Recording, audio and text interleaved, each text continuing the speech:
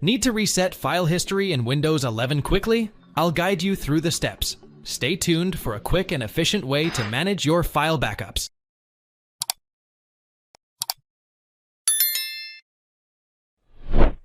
Hit the Windows key, type in Control Panel in the search bar, and click Open.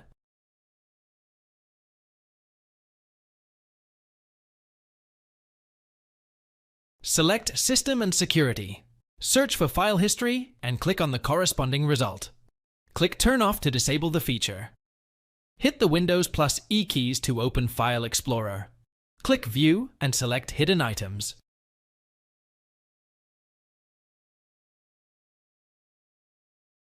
Navigate to the following location.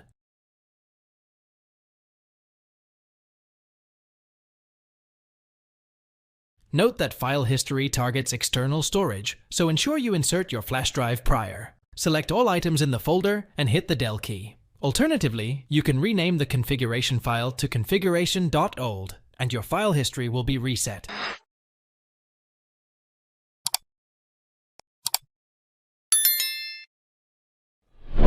Click on the Start menu icon, type CMD in the search bar, and click Run as Administrator. Type the following command and hit Enter.